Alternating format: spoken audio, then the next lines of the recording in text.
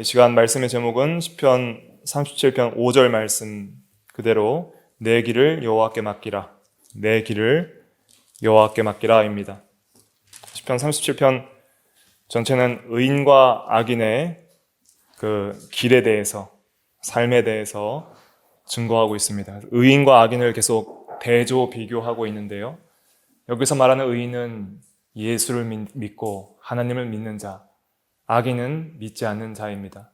또 의인은 율법을 순종하는 자이고 악인은 불순종하는 자입니다.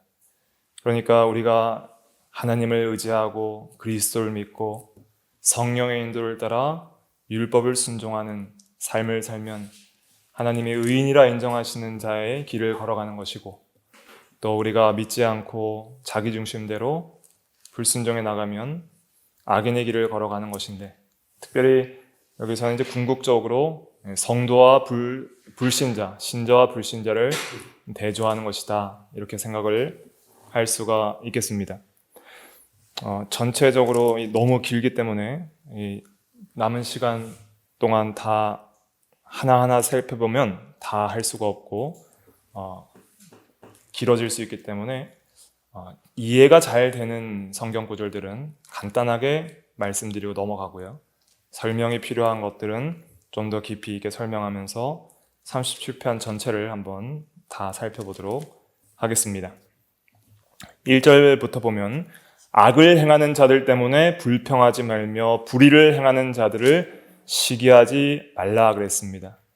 행악자들이 형통하다고 불평 시기하지 말라는 거예요. 왜냐하면 2절에 그들은 풀과 같이 속히 배임을 당할 것이며 푸른 채소같이 쇠잔할 것이미로다. 즉 하나님의 심판이 속히 임하고 멸망할 것이라는 것입니다. 풀은 쉽게 베어지고 또 햇볕에 쉽게 마릅니다. 악인은 이와 같이 하나님의 심판에 속히 멸망할 것을 말하고 있는 것입니다. 그러므로 우리가 악한 자들의 형통을 부러워하고 시기할 것이 아니라 그들의 심판을 바라보고 불쌍히 여겨야 됩니다. 그리고 할 수 있는 대로 복음을 전하는 것이 우리의 사명일 것입니다. 성도는 어떻게 살아야 되는가? 3절 같이 읽어보겠습니다. 시작. 여호와를 의뢰하고 선을 행하라. 땅에 머무는 동안 그의 성실을 먹을거리로 삼을지어다. 요 절이죠. 여호와를 의뢰하고 그랬습니다. 여기서 의뢰하라는 히브리어 원어는 바타흐인데 한번 따라 보실까요? 바타흐. 이것이 의지하다 이런 뜻이에요. 의지하다, 신뢰하다. 우리가 믿음의 본질적 3요소 중에 지식동의 신뢰가 있잖아요. 그 신뢰를 가리키는 거예요. 하나님을 믿고 신뢰하고 하나님 품에서 안식하고 행복한 상태, 그것이 이 의뢰하는 성도의 신앙이에요. 하나님을 붙드는 거예요. 하나님을 전심으로 붙들고 확신하고 안심하고 어린아이가 어머니 품에 꼭 안겨있는 것처럼 그렇게 견고하게 붙드는 그 마음의 자세가 의뢰입니다. 하나님만 붙듭니다. 하나님만 소망하고 바라봅니다 하는 그 마음의 동작이 이 의뢰예요. 여호와를 의뢰하고 그 다음에 선을 행하라 그랬습니다. 율법을 순종하라는 것이죠. 그러면 이 땅에서 머무는 동안 우리가 그렇게 하면서 어떻게 살아야 되냐면 그의 성실을 먹을거리로 삼을지어다. 성실이라는 것은 하나님의 신실함을 가리키는 거예요. 말씀대로 이루시는 하나님, 말씀하시면 반드시 신실하게 거짓말하지 아니하시고 어기지 아니하시고 그대로 이루시는 하나님과 그의 말씀을 영적 양식으로 삼으라는 거예요. 마음의 양식, 영적 양식으로 삼아야 우리가 이 악한 세상 속에서 안전하게 살아갈 수가 있고 평안하게 살아갈 수가 있는 것입니다. 신실, 성실, 그의 믿부심을 우리는 먹을거리로 삼아야 됩니다. 그러니까 즉 하나님 자신을 우리의 영혼의 양식으로 삼고 하나님의 성품을 우리의 영혼의 양식으로 삼고 그의 말씀을 우리의 영혼의 양식으로 삼는 거예요. 그게 바른 신앙입니다. 4절 읽어볼게요. 시작. 또 여호와를 기뻐하라. 그가 내 마음의 소원을 내게 이루어 주시리라. 여호와를 기뻐하라 그랬습니다. 하나님의 성실, 하나님의 은혜, 하나님의 영광, 하나님의 아름다움, 기뻐해야 됩니다. 하나님을 기뻐하는 것이 성도의 힘이에요. 여호와를 기뻐하는 것이 우리의 힘이라 그랬잖아요. 길어지면 안 되는데 느헤미야 제가 빨리 찾아서 읽어볼게요. 느헤미야 8장 느헤미야 8장 10절 느헤미야 8장 10절에 보면 하반절에 근심하지 말라 여호와로 인하여 기뻐하는 것이 너희의 힘이니라 그랬습니다. 하나님으로 인하여 기뻐하는 것이 우리 성도들의 영혼의 힘입니다. 그 힘이 필요해요. 그러면 여호와로 기뻐하는 사람의 소원이 어떻게 바뀔까요? 소원은 하나님이 그의 소원이 되고 하나님이 기뻐하시는 뜻이 우리의 소원이 되는 거예요. 그가 내 마음의 소원을 내게 이루어 주시리로다. 하나님을 찾고 하나님의 영광을 위한 소원을 품으니까 하나님이 그 소원을 이루어 주신다 이런 말입니다. 자기중심의 소욕을 따라 품는 욕심을 이루어 주신다는 뜻이 아니라 하나님과 그가 기뻐하시는 소원을 품을 때에 그것이 여호와를 기뻐하는 마음일진데 그 소원을 응답해 주신다 이런 뜻입니다. 로마서 12장 2절에도 너희는 이 세대를 본받지 말고 오직 마음을 새롭게 함으로 변화를 받아 하나님의 선하시고 기뻐하시고 온전하신 뜻이 무엇인지 분별하도록 하라. 그 뜻을 분별하는 마음에서 나오는 소원은 하나님이 기뻐하시겠죠? 그러나 우리가 이 세상에서 불안해하고 평안을 빼앗기는 이유는 환경이라기보다는 오히려 통제되지 않은 우리의 욕망 때문이에요. 이 소원이 절제가 안 되는 거예요. 하나님이 기뻐하시는 뜻을 품는 게 아니라 내가 욕구하는 욕심과 욕망을 품으니까 그것이 한 가지라도 충족이 안 되면 마음의 평온이 사라지는 거예요. 그래서 여호와를 기뻐하고 여호와를 소원으로 품고 그의 선하신 뜻을 소원으로 품을 때에 놀라운 평강이 우리 마음에 주어지는 것입니다. 그 다음에 5절 읽어볼게요. 시작. 내 길을 여호와께 맡기라. 그를 의지하면 그가 이루시고. 네, 오늘 요 절로 삼았는데 제가 좋아하는 성경 구절이라서 참 많이 생각하고 암송하는 구절인데 내 길을 여호와께 맡기라 그랬습니다. 우리의 삶, 우리의 인생, 우리의 생명, 우리의 구원, 우리의 모든 것, 인간관계, 사업, 가족, 우리의 모든 것, 우리의 길, 우리의 행위, 우리의 인생 다 여호와께 맡기라는 거예요.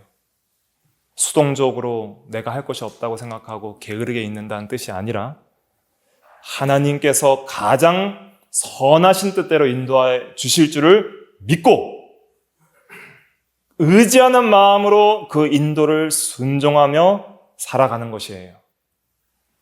맡겼으니까 난 할 게 없네 라는 것이 아니라 하나님을 의지하고 바탕 의지하고 신뢰하고 소원을 하나님께 두고 하나님의 인도를 따라 하나님께 소원을 더 보세요. 그럼 하나님의 인도가 반드시 있습니다. 하나님의 감동이 있고 하나님의 인도하심이 있고 하나님의 섭리가 있어요. 사람이 마음으로 자기의 길을 계획할지라도 그의 걸음을 인도하시는 이는 여호와시니라 그랬잖아요. 내가 계획을 해도 하나님 영광을 위하여 계획을 하다 보면 신기하게 하나님께서 이렇게 인도하고 계시네 하는 걸 느낄 수가 있을 거예요. 그렇게 맡기고 나가면은 자기 욕심대로 가지 말고 하나님 믿고 순종하며 진리를 순종하며 믿음으로 양보 타협하지 않고 신앙 양심을 써서 성령의 감동으로 진리를 따라 순종해 나가면 그렇게 그를 의지하는 자에게 하나님의 뜻대로 가장 선한 길로 이루어 주신다는 거예요. 그를 의지하면 그가 이루시고 그의 선하신 뜻대로 우리의 삶을 인도해 주신다는 것입니다. 이것이 신앙생활입니다. 그러면 6절에 보니까 내 의를 빛같이 나타내시며 내 공의를 정오의 빛같이 하시리로다. 하나님을 의지하고 순종하며 나아가는 자에게 하나님께서 그 참된 믿음을 보시고 법적인 의롭다 하심을 즉 칭의를 주시고 또 그뿐 아니라 정오의 빛, 이 정오의 빛이란 것은 중천해가 떠서 가장 강력한 빛을 발하는 것을 가리키잖아요. 그런 참 하나님의 영광의 광채를 닮아가는 그런 은혜들을 주신다는 거예요. 그래서 우리를 빛과 같이 빛나게 하시고 하나님이 함께 하시는 그런 은혜들과 하나님의 영광의 광채를 빛낼 수 있는 그런 귀한 사람으로 세워주신다는 것입니다. 다니엘 12장에도 보면은 그 믿음의 사람들이 빛과 같이 밝게 빛난다 그랬어요. 다니엘 12장 3절에 지혜 있는 자는 궁창의 빛과 같이 빛날 것이요 많은 사람을 옳은 대로 돌아오게 하는 자는 별과 같이 영원토록 빛나리라 그랬습니다. 하나님을 의지하고 순종하는 자에게 빛과 같이 세상의 빛, 그리스도의 빛을 닮은 존재와 같이 빛나게 해주신다는 겁니다. 하나님의 영광의 광채를 반사할 수 있는 영광체가 된다는 뜻이죠. 그 다음에 7절에 여호와 앞에 잠잠하고 참고 기다리라. 자기 길이 형통하며 악한 꾀를 이루는 자 때문에 불평하지 말지어다 그랬습니다. 우리는 믿음으로 살려고 하는데 악한 자들은 악하게 행하면서도 또 우리를 괴롭히면서도 이 형통하며 사는 걸 볼 때 참 내 인생은 왜 그렇고 저 사람 인생은 왜 저런가 불평할 수 있잖아요. 그렇게 불평하지 말라는 것입니다. 다윗도 참 고난 많이 당했습니다. 그 장인어른한테 죽임을 당할 뻔 몇 번 하고 또 아들이 반란을 일으켰죠. 따르던 신하들이 배반하고 그러니까 얼마나 마음이 괴롭겠어요. 그럴 때 참 내가 이렇게 사랑해줬고 참 잘했는데 어떻게 나를 이렇게 대하나 불평할 수 있지만은 그렇게 하지 말고 자기의 영혼에게도 말하는 거예요. 다윗의 시편이니까. 여호와 앞에 잠잠하고 참고 기다리라 그랬어요. 이 단순히 잠잠하라는 것은 침묵하고 있는다는 뜻이 아니라 하나님을 의지하고 하나님의 섭리에 대한 신뢰를 가지고 기다리라는 거예요. 하나님의 때에 하나님의 방법대로 하나님이 역사하실 것을 기다리라는 거예요. 인간적인 생각으로 조급하게 나가거나 인간적인 방식으로 인본주의 쓰지 말고 자기 화난다고 화나는 대로 행동하지 말고 참고 하나님의 인도를 기다리면 반드시 하나님께서 은혜 가운데 인도하시는 그 인도가 있습니다. 내 길을 여호와께 맡기라 그랬어요. 그를 의지하면 그가 이루신다 그랬어요. 그를 의지하면 그가 이루시는 것을 본다는 거예요. 그가 이루시는 것을 참고 기다리라는 거예요. 그가 이루실 때까지. 8절에 보니까 분을 그치고 노를 버리며 불평하지 말라. 오히려 악을 만들 뿐이라. 원망 불평하고 화내고 하면 죄만 지을 뿐이라는 것입니다. 진실로 악을 행하는 자들은 끊어질 것이나 악을 행하면 반드시 하나님께서 때가 되면 심판하십니다. 그러나 여호와를 소망하는 자들은 땅을 차지하리로다 그랬습니다. 하나님을 소망하는 자, 이 소망하다는 그 원어는 기다린다는 의미도 있어요. 하나님을 소망하면서 참고 기다린다는 거예요. 하나님을 소망합니다.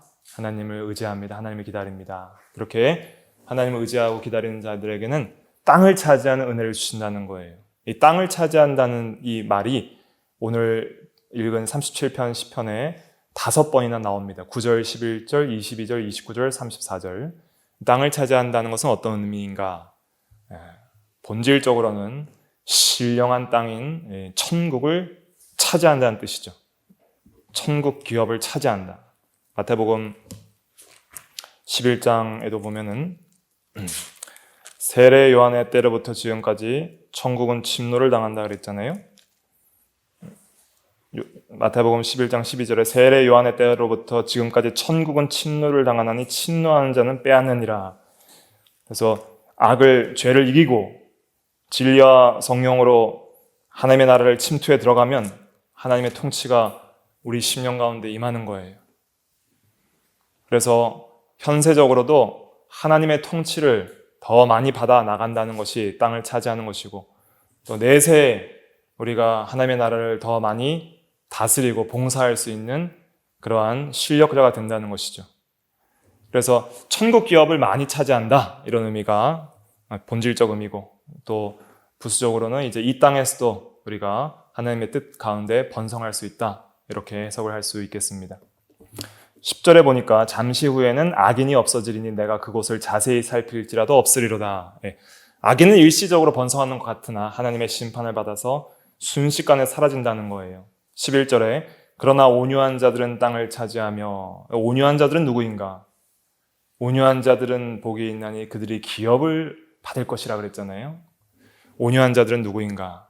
그냥 마음이 그냥 이래도 좋고 저래도 좋은 그런 사람이 아니라 하나님의 인도와 주장을 온전히 받는 자. 한번 따라해 보실까요? 하나님의 인도와 주장을 받는 자, 하나님의 인도와 주장을 받는 자, 온전히 받는 자 할 수 있겠는데, 하나님의 말씀에 부드러운 사람이에요. 하나님이 말씀하시면 자기 고집 부리지 않고 그냥 온전히 순종하기를 쉽게 하는 그 겸손한 자, 그 사람이 온유한 자입니다.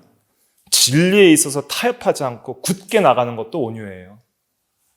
그래서 그런 온유한 자는 하나님의 나라를 많이 차지하게 되고요. 풍성한 화평으로 즐거워하리로다 그랬는데, 여기서 풍성한 화평은 많은 샬롬입니다. 많은 샬롬. 샬롬이 많다는 거예요. 평강이 많다. 하나님과의 영적 평강을 가리키죠. 하나님과 친하고 하나님과 화목하니까 그 하나님과의 영적 평강을 깊이 누리면서 하나님으로 즐거워하는 그 놀라운 은혜의 세계에 깊이 들어간다는 거예요. 그러니까 하나님의 인도와 주장을 온전히 받고 진리를 순종하면 하나님의 나라를 많이 차지하고 하나님과의 영적 평강 샬롬을 많이 누림으로 영적 즐거움을 누릴 수 있게 된다는 것입니다. 이것이 성도의 기쁨이요 소망입니다. 12절부터 좀 읽어드리면 악인이 의인치기를 꾀하고 그를 향하여 그의 일을 가는도다. 그러나 주께서 그를 비웃으시리니 그의 날이 다가옴을 보심이로다. 악인이 의인들을 치기를 꾀하지만은 또 일을 가라도 주님께서 다 보고 계신다는 거예요. 그러니까 악한 자들이 마귀가 우리를 괴롭히고 또 악한 자들이 우리를 대적한다 할지라도 주님이 다 보고 계신다. 비웃으신다. 반드시 심판할 날을 보고 계신다 하는 것을 보고 우리가 위로를 받아야 되겠습니다. 14절에 악인이 칼을 빼고 활을 당겨 가난하고 궁핍한 자를 엎드러뜨리며 행위가 정직한 자를 죽이고자 하나 그들의 칼은 오히려 그들의 양심을 찌르고 그들의 활은 부러지리로다. 악인이 칼을 빼지만 그 칼이 오히려 그들을 찌른다는 거예요. 그러니까 악인의 행악은 결국 스스로를 파멸시키는 짓이 될 뿐이라는 것을 표현하는 것입니다. 하나님이 심판하신다는 것이죠. 칼을 쓰는 자는 칼로 망한다고 하신 주님의 말씀과도 일맥상통한 것입니다. 16절 같이 읽어보겠습니다. 시작. 의인의 적은 소유가 악인의 풍부함보다 낫도다. 악인은 많은 소유가 있어도 욕심이 차지 않기 때문에 만족이 없어요. 의인은 소유가 적어도 하나님으로 즐거워하고 자족하기 때문에 낫다는 거예요. 17절에 악인의 팔은 부러지나, 팔은 행동을 가리키고 행동을 상징하는 것이죠. 손이나 팔은. 그러니까 행동이나 사업은 하나님의 심판으로 실패할 수밖에 없다는 거예요. 팔은 부러진다는 것은. 그러나 의인은 여호와께서 붙드신다 그랬습니다. 믿음으로 살기 때문에 하나님이 지켜주시는 은혜가 있어요. 18절에 여호와께서 온전한 자의 나를 아시나니, 온전한 자는 하나님을 의지하는 자이죠. 그 자들의 나를 아신다 그랬습니다. 우리가 의를 행하며 믿음으로 사는 우리의 인생의 날들을 다 보고 계시는 거예요. 다 세고 계시고 알고 계십니다. 하나님의 아심이 우리의 위로가 돼요. 힘들 때나 좋을 때는 하나님 아시지요. 하나님 감사합니다. 하나님 도와주세요. 하나님이 다 알아주시는 것이, 아무도 몰라줘도 하나님이 알아주시는 것이 우리의 위로와 소망이 됩니다. 그들의 기업은 영원하리로다. 우리의 기업은 영원해요. 이 세상의 부동산은 영원하지 못해도 내세 천국 하늘의 기업은 영원합니다.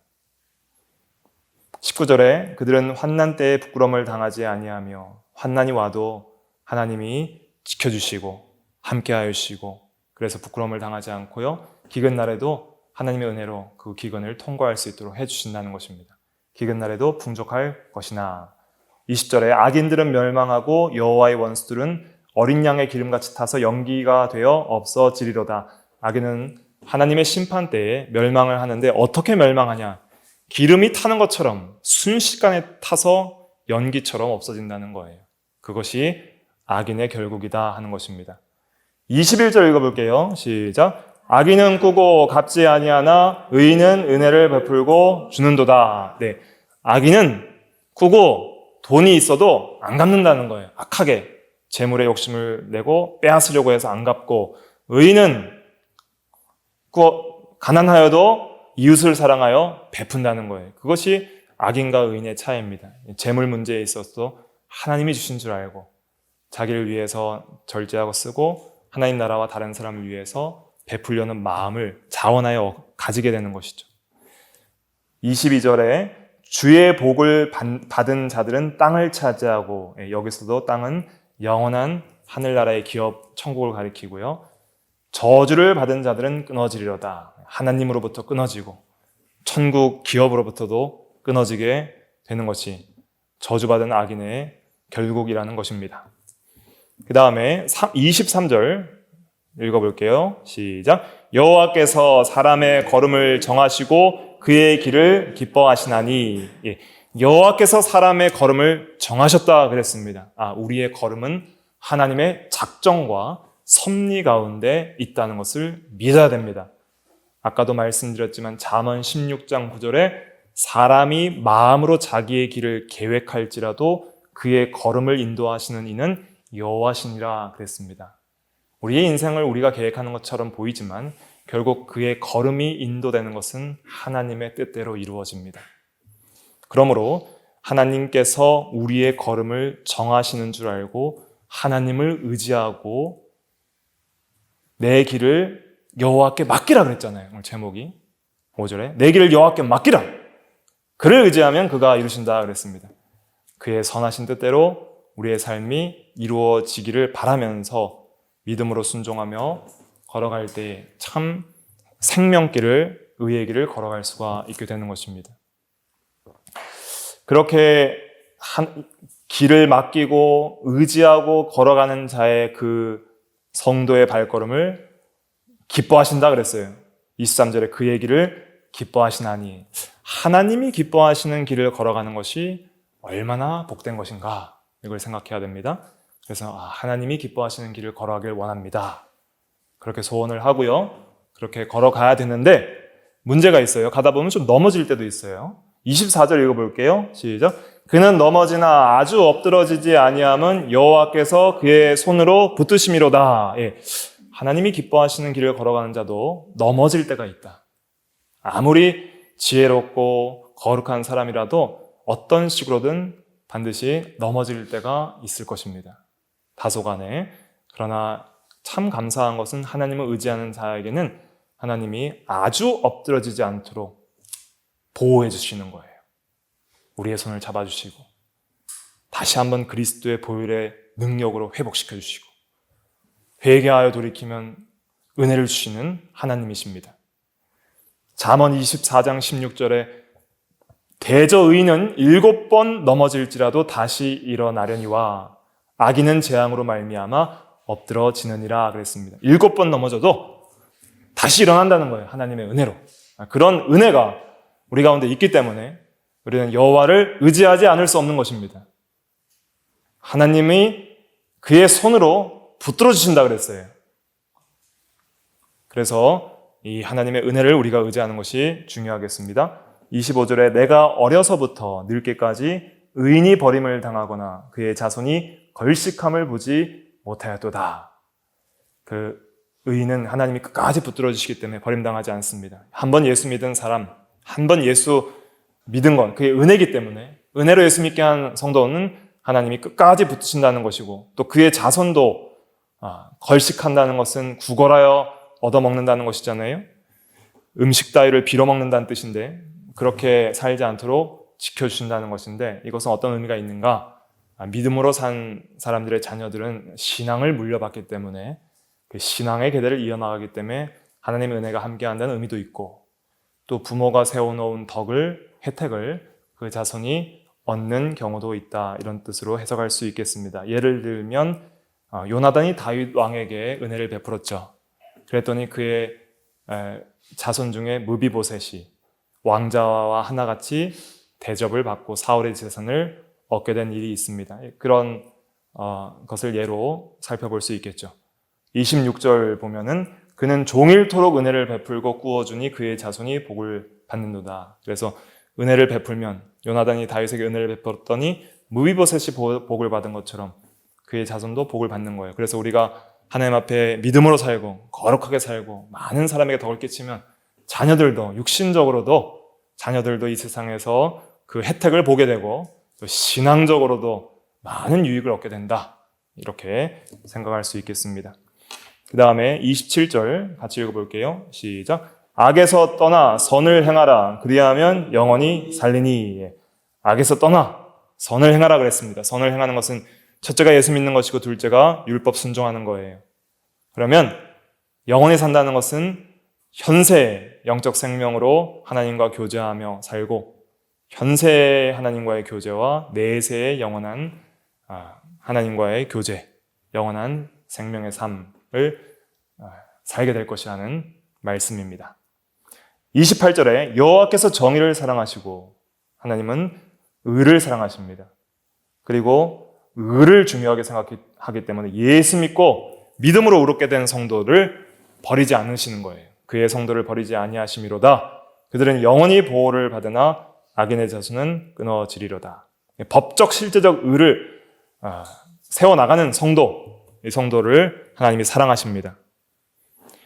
29절에 의인이 땅을 차지하며 거기서 영원히 살리로다. 하나님 나라를 차지하고 영원히 산다는 것이죠.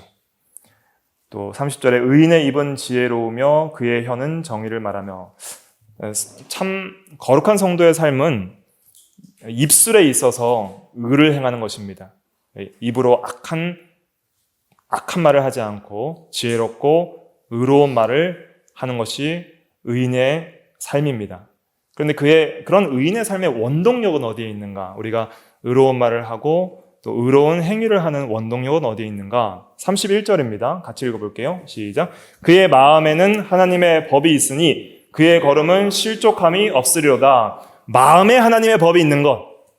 마음에 하나님의 법이 있을 때에 입술의 말과 그의 걸음, 즉 행동이 실족함, 죄짓지 않고 의롭게 된다. 이런 뜻입니다.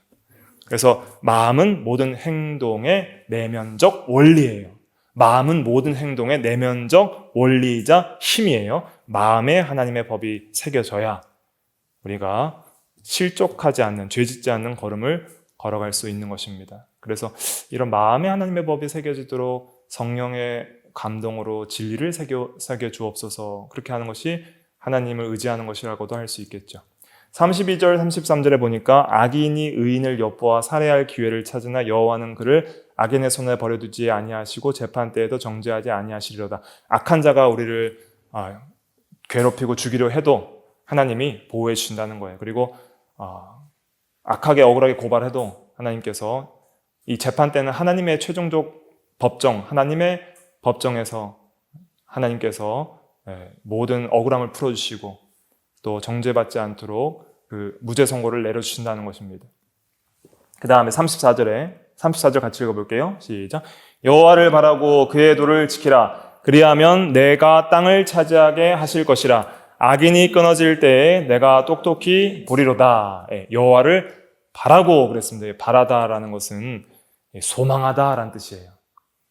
소망하다, 눈으로 바라보다 이런 뜻이 아니라 소망하다, 바라다, 소원하고 소망하고 그다음에 기다리다 이런 뜻도 있습니다. 소망하고 기다리고 있는 거예요. 하나님 은혜를 주세요, 인도해 주세요. 이렇게 바라고 기다리면, 소망하면 하나님께서 은혜를 주신다는 거예요. 또 그렇게 소망하면서 그의 도를 지키라 그랬어요.